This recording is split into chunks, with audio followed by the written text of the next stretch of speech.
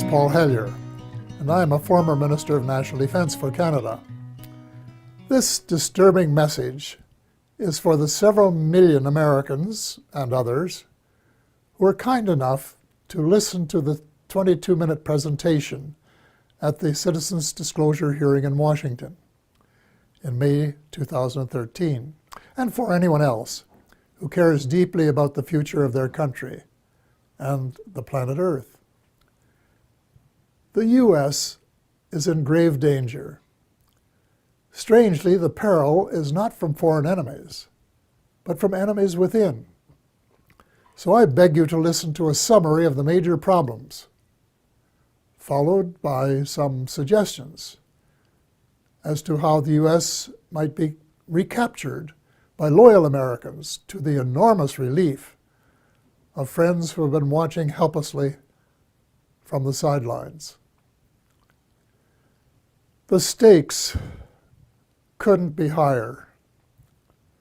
So I spent the 15 months following the Washington hearing feverishly writing a new book, incorporating what I think every American has the right to know and must know to end the incredible naivety observed at the citizens' hearing. The name of the book is The Money Mafia, A World in Crisis.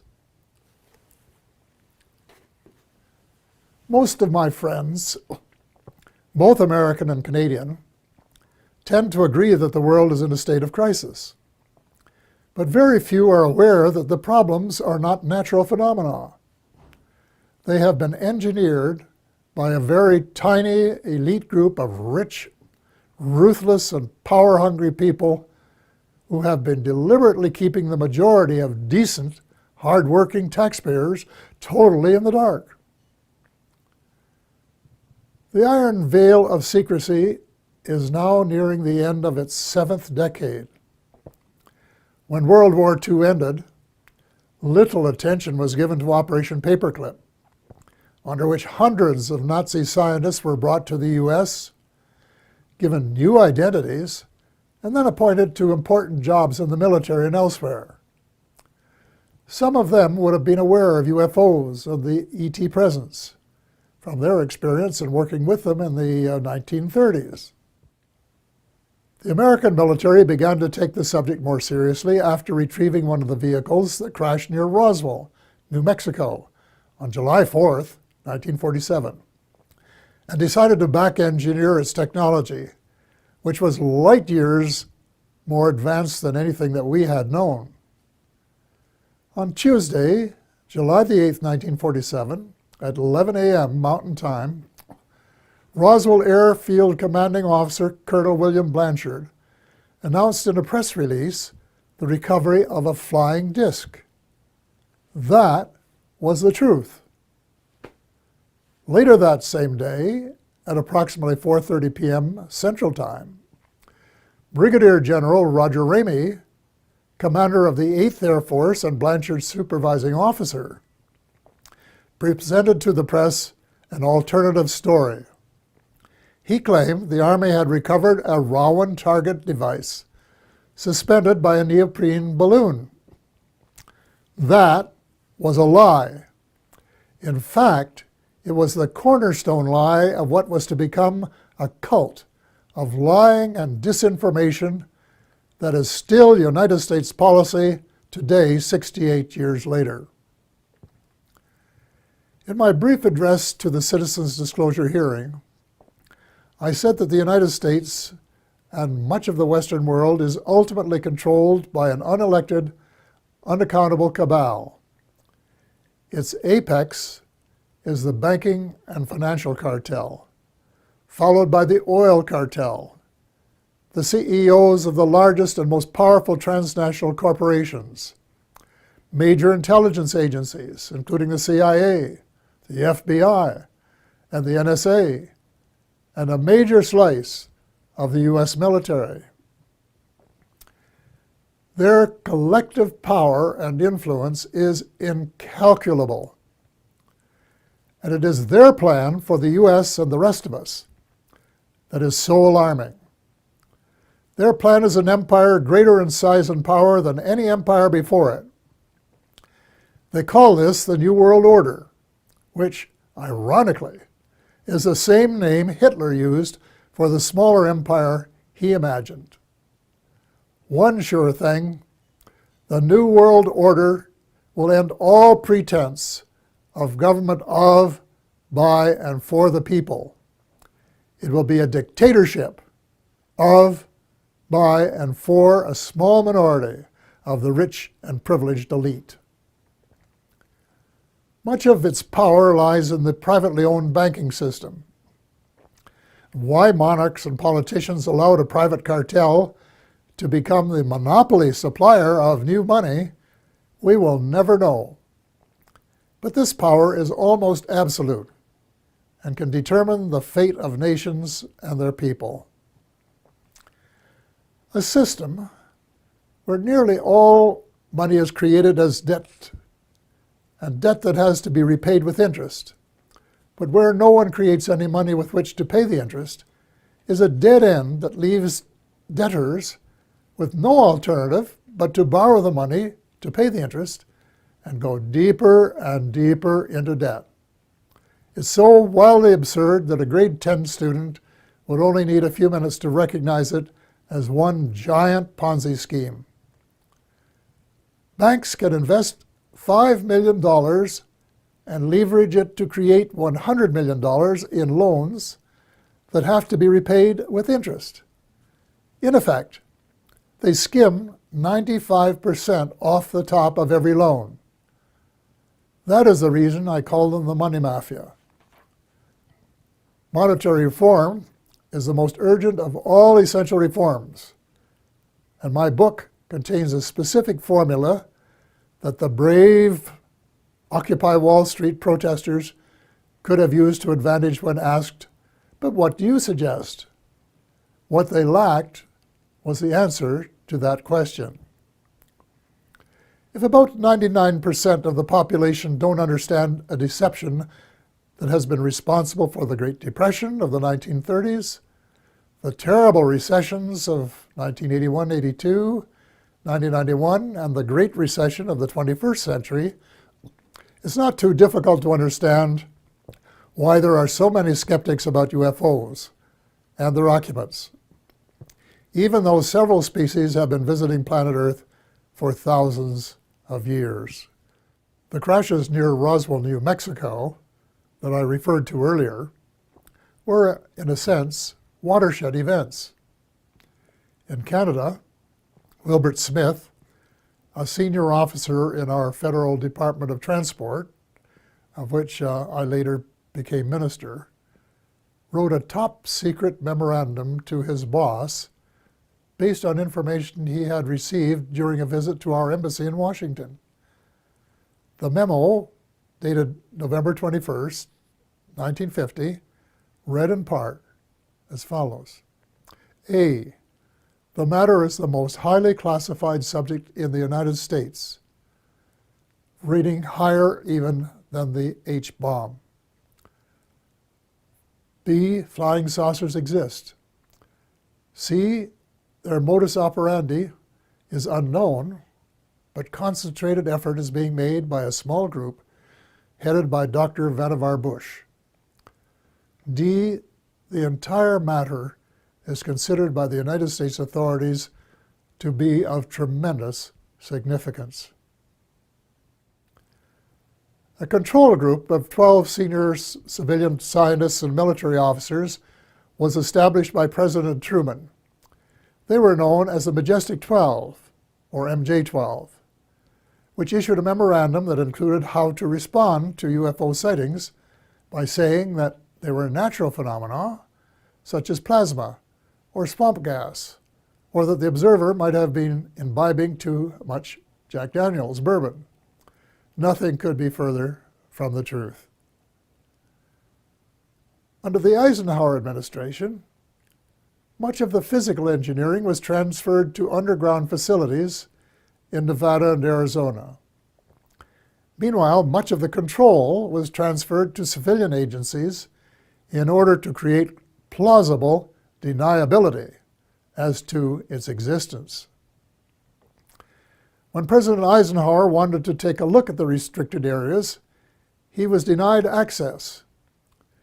It was only when he threatened to send in the First Army that it was agreed that he could send 3 confidants to look at the secret areas 51 and S4. They reported that the Roswell vehicle was indeed being back-engineered by United States forces. President Eisenhower was so distressed by the situation that he included in his farewell address to the nation that his fellow Americans should beware of the military-industrial complex, which, according to one witness, was his way of saying that the ET file had fallen into the wrong hands. Indeed it had. It was under the control of the military-industrial complex, otherwise known as the financial, intelligence, and military wing of the all-pervasive cabal, which has seized control of the United States and much of the balance of the world. Beginning with Eisenhower, not one of the presidents of the United States has been given completely honest advice by his civil, military, and intelligence advisors, nor fully briefed on the ET presence and technology. The military-industrial complex adopted a strategy of perpetual warfare to enhance its own power and profit. It is inconceivable that this plan was discussed and approved in advance by any American president. Wernher von Braun, the German rocket scientist who came to the U.S. at the end of World War II, told my friend Dr. Carol Rosen, who worked with him, that they, the military-industrial complex, in order to maintain perpetual war, had to have an enemy. First, it will be the communists, he said. Then it will be the terrorists. And finally, it will be the ETs. So far, the plan has been unfolding exactly as forecast. The cabal, sometimes referred to as the shadow government, has been in control. When Sarah McClendon, veteran White House reporter, asked President Bill Clinton why he didn't do something about UFO disclosure, Clinton replied, and I quote, "Sarah, there's a government inside the government, and I don't control it." End of quote. Imagine the President of the United States and Commander-in-Chief of the Armed Forces isn't cleared to know what his troops are doing. Well, with the end of the Cold War, the Pentagon wrote a new defense plan, popularly known as a project for the new American century. It was very far-reaching and involved conquest of much of the world by financial or military means, whichever was easiest. The document, which very few people were aware of, admitted that it was so far-reaching that it might be too much for Americans to swallow in the absence of some catastrophic and catalyzing event like a new Pearl Harbor. Well, Lady Luck appeared to be on their side in the form of September the 11th, 2001. Amateur foreign pilots trained in the U.S. allegedly hijacked planes and flew them into the sides of the World Trade Towers 1 and 2, and then into the Pentagon. Later in the day, the buildings collapsed. President Bush declared war on the terrorists and invoked the provisions in the North Atlantic Treaty, under which an attack on any one country is considered to be an attack on all. The reaction was unprecedented since the outbreak of World War II and the later attack on Pearl Harbor. The English-speaking world, in particular, was incensed, and a high percentage of Americans were prepared to nuke the perpetrators. Defense Secretary Donald Rumsfeld soon announced that, quote, "that means war against Iraq," end of quote, even though there was absolutely no evidence of Iraqi complicity, none whatsoever. Although most Muslims had been sympathetic to the U.S. in the immediate aftermath of 9/11, as soon as the bombs started dropping on Baghdad, moderate Muslims by the thousand were so outraged and overcome by hate that they opted for a terrorist response. From that day on, it would be difficult to find a terrorist who did not have "Made in the USA" etched on his or her soul. Now, more than a decade later, the situation becomes even darker as the truth about 9/11 begins to emerge from the burial ground of a controlled press. We find that high officials in the George W. Bush administration knew of the attack weeks in advance and made no effort to prevent it. On the contrary, the evidence points to complicity when we find that not just 2, nor 3 buildings collapsed, nor 4, nor 5, nor 6, but 7. Some, if not all, had been rigged for controlled demolition. But that isn't all. A new weapon of mass destruction was used that reduced the concrete and steel to dust before it reached the ground. If you have any doubts about this, get a copy of Dr. Judy Wood's book entitled "Where Did the Towers Go?" 500 pages of meticulous evidence. The unfolding story reveals the greatest mass deception in history, with the most universally negative consequences. Far more important than the long lineups for security checks at airports. We have been stripped of our civil rights one by one, including, I regret to say, habeas corpus, reversing 800 years of progress. Country was set against country, religion against religion. Words like peace and negotiated settlement, which had been possibilities before 9/11, were lost in the jungle of lies. The cabal, also known as the military-industrial complex, was not interested in a just settlement. It wanted perpetual war, and that was what its heinous deception achieved. It also robbed the once great United States of America of its last vestige of moral leadership. Worse, by invoking NATO, it transformed a defense alliance into a US-led task force. And by recruiting former countries from the Soviet Union, an obvious provocation to Russia, it has managed to create rumblings of a new Cold War. The danger lies in the fact that the New World Order is not limited to old boundaries and concepts of empire, and we seem hell-bent toward a third world war. Horrible beyond human imagination. It must not be allowed to happen. Almost every president since Eisenhower has been under the control of the cabal, and President Obama, regrettably, has been no exception. Before he was sworn in as a new president, I saw a picture of his economic advisors, and I said, uh-oh, the same old gang who permitted the Bush recession.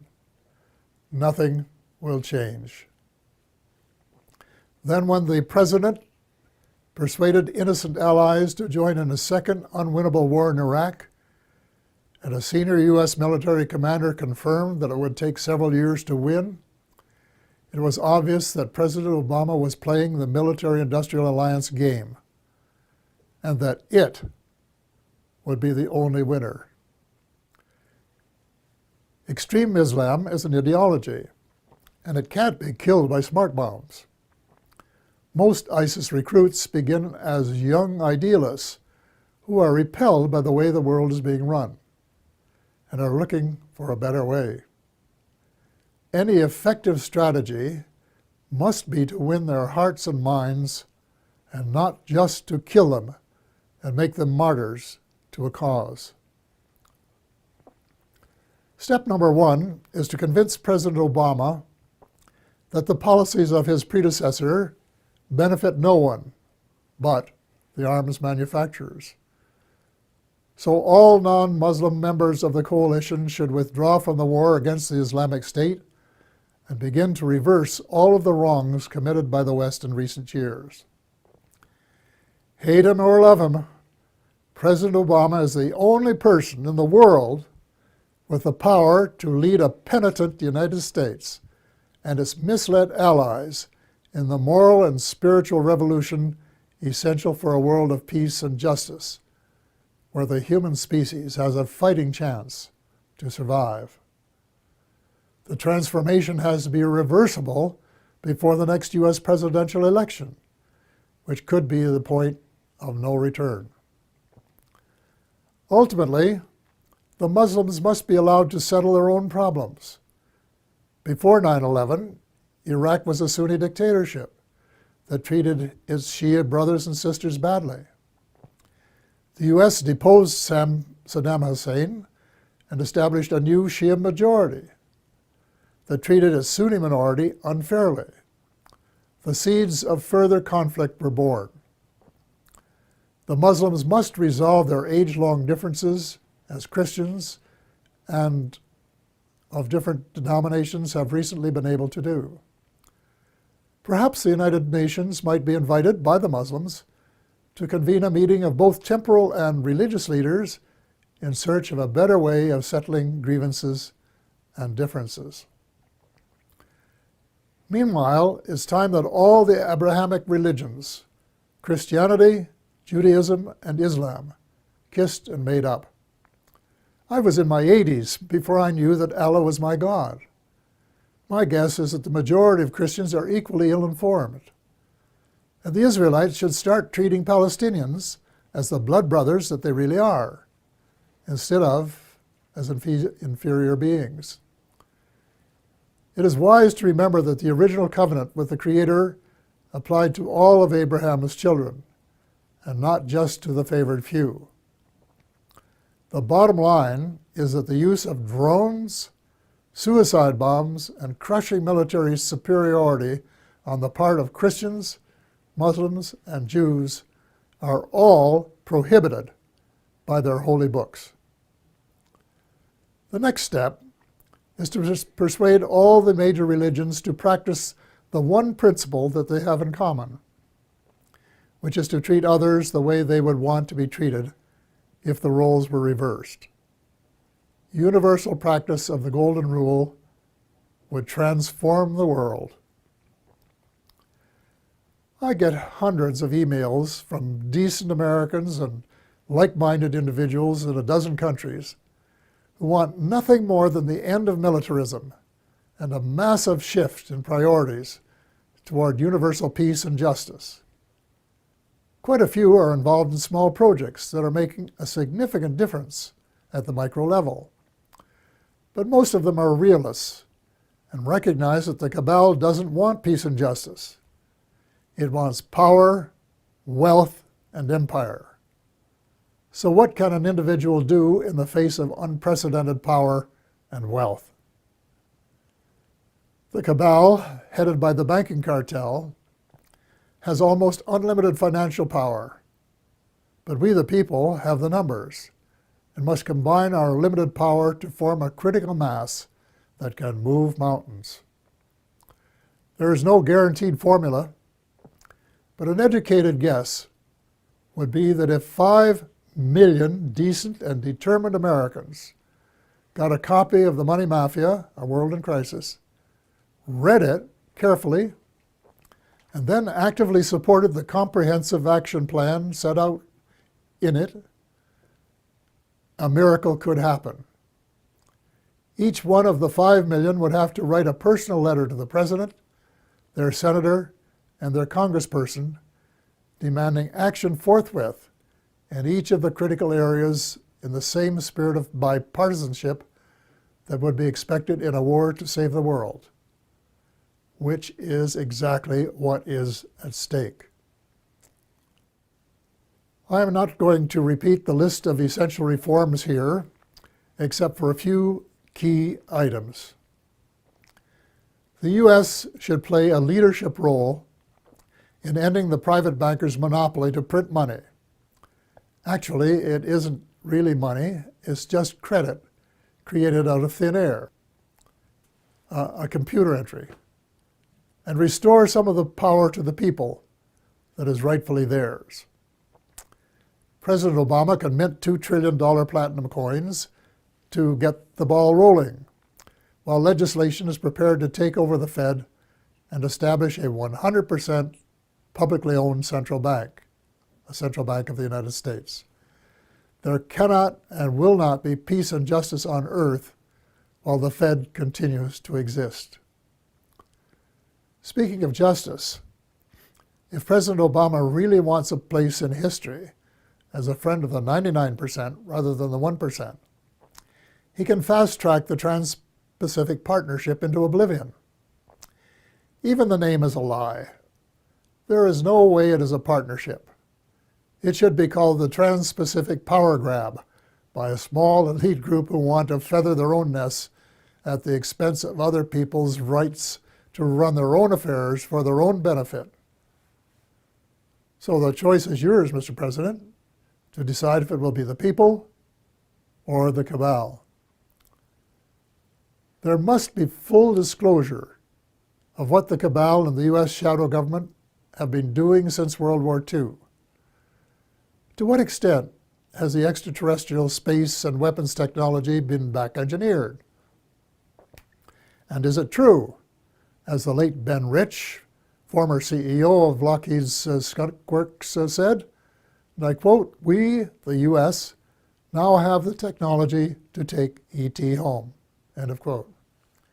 The extent to which there has been collaboration between the cabal and the ETs. What species? What motives? Were there agreements signed? And if so, were the terms of the treaty or treaties lived up to? To hear the truth emerge after so many years of continual lies and darkness will require either that the National Security Act of 1947 be rescinded or suspended, with a general amnesty so that decent Americans can tell the truth without fear of retribution. A kind of truth and reconciliation process will be required. Then there are the positive benefits that must be pursued. The President must issue an order that would release the secret patents on exotic energy and make them available to the world. The secret technology, in combination with a flexible financial system, will make it possible to convert from an oil economy to a clean economy in 7 years.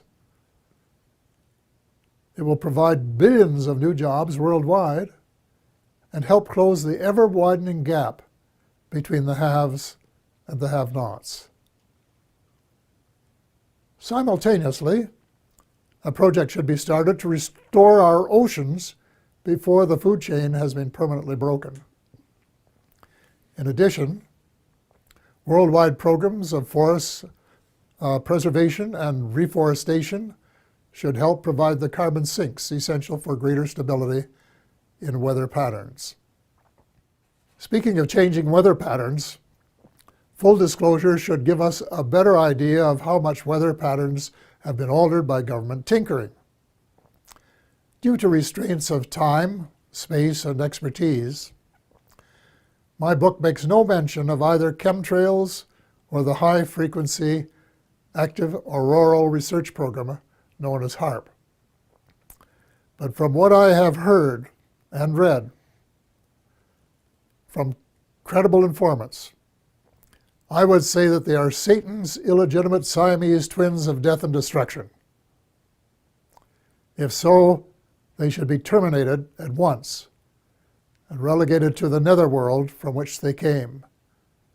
And before the people of the world become aware and launch a $10 or $20 trillion class action suit against the United States Air Force, its contractors, associates, and suppliers. A visit to the battlefields of World Wars I and II in November of last year affected me profoundly. The slogans were everywhere. Never again. We had seen the horror of man's inhumanity to man, which was sordid beyond belief. Yet as I reflected on the real world of today, I thought that the millions who gave their lives had died in vain. Even before the Second World War was over, a group of greedy, self-centered men were plotting the next round, and they have been working assiduously at their plan. The same symptoms of mass unemployment, poverty, and seeking military advantage have been replicated. But the next time, we would start off with weapons of mass destruction just in their infancy then.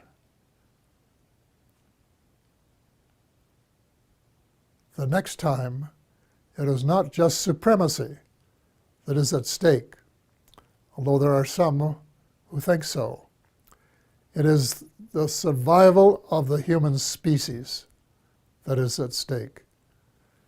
God will not be mocked. We have been given the choice of making our planet uninhabitable, as we have been told some other species have done, or we can move in the opposite direction of peace, love, justice, and cooperation for the betterment of all, rich and poor alike. We have been given a few months, not years, to change course before it is too late. The choice is ours. We are the ones who are destined to write our own history.